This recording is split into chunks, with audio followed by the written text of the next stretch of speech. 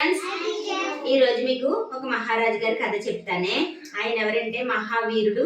ఇదిగో ఈ ఫోటో కనపడుతుంది కదా, ఈ రాజుగారి పేరేంటి? ఛత్రపతి శివాజీ.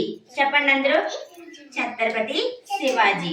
ఈ శివాజీ గారు మన 1627లో జన్మించారు. 1680లో కాలం చేశారు. ఆయన తల్లి గారి పేరు జిజియాబాయి, తండ్రి పేరు షాజీ భోంస్లే. అయితే ఈయన శివాజీ గారు అంటే ఎవరంటే స్వరాజ్ అనే రాజ్యాన్ని స్థాపించి ఆ రాజ్యాన్ని అంగరంగ వైభవంగా ఇలా చూడాలి పరిపాలన చేశారు. ఆయన పరిపాలనలో ఉన్న ప్రజలకి న్యాయం, ధర్మం, సమానత్వం అన్ని కూడా, ఆడవారిని ఎంత గౌరవించేవారంటే అంత గౌరవంగా చూసేవారు. ప్రతి ఒక్కళ్ళు కూడా రాజుగానే కాకుండా ఆయన్ని ఒక తండ్రిలాగా, ఒక దేవుడిలాగా చూసేవారు ఈ మహారాజు గారిని. ఈయనంటే పరాక్రమశాలి, చాలా బలవంతుడు, చాలా తెలివైనడు. ఇంకా శత్రువుడికి కూడా ఔరంగజేబు అనే ఆయన ఈ రాజుగారిని ఓడించడానికి చూసేవాడంట. ఎప్పుడు ఎన్నిసార్లు ఎన్ని ఎత్తులు వేసినా సరే ఈ రాజుగారు అతనుని ఎప్పుడు కూడా ఔరంగజేబుని ఈ ఛత్రపతి శివాజీ గారు ఓడించేసేవారంట.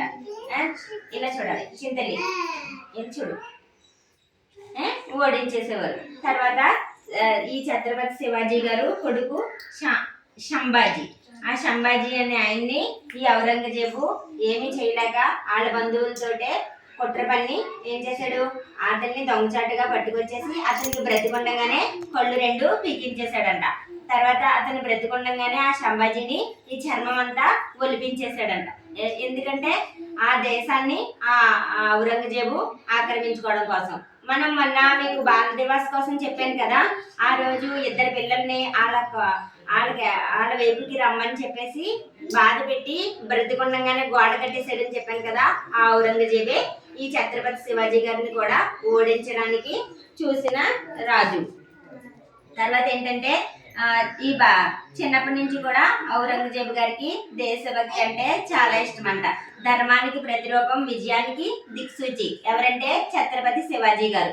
న్యాయం, భద్రత, సమానత్వం, మహిళలపై గౌరవం, ధైర్యం అంటే ఇంకా ఆయన్ని మించిన ధైర్యం ఇంకేమీ లేదు ఆ ప్రజలకి. ఆయన ఉంటే చాలన్నమాట. అంత బాగా దేశాన్ని చూశాడంట. మొఘల్ సామ్రాజ్యానికి వ్యతిరేకంగా పోరాడి ఆయన స్వతంత్ర రాజ్యం స్థాపించారు. మొఘల్ సామ్రాజ్యానికి వ్యతిరేకంగా పోరాడి స్వతంత్ర సామ్రాజ్యాన్ని స్థాపించారు. గురిల్లా యుద్ధమును వినియోగించి శత్రువులను ఓడించారు. 1674లో రాజ్యాభిషేకం జరిపించుకుని ఛత్రపతిగా ప్రకటించబడ్డారు. దేశభక్తి, సమర్థత కలిగిన శివాజీ భారతదేశానికి చరిత్రలోనే స్థిరస్థాయిగా నిలిచారు. మీ అందరూ కూడా ఒకసారి ఈ రాజుగారికి నించొని నమస్కారం చేయండి. మీ అందరూ కూడా ఎంత ధైర్యంతో ఎంత బాగా మీరు ముందుకెళ్ళాలని కోరుకుంటున్నాను. మీ అందరూ నించొని ఒకసారి నమస్కారం చేయండి.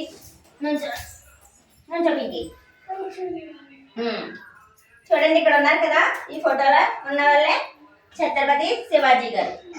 అందరు కూడా దండం పెట్టుకోండి. నేను ఒక చెప్తాను, చెప్పండి. ఛత్రపతి శివాజీకి జై, ఛత్రపతి శివాజీకి జై, ఛత్రపతి శివాజీకి జై.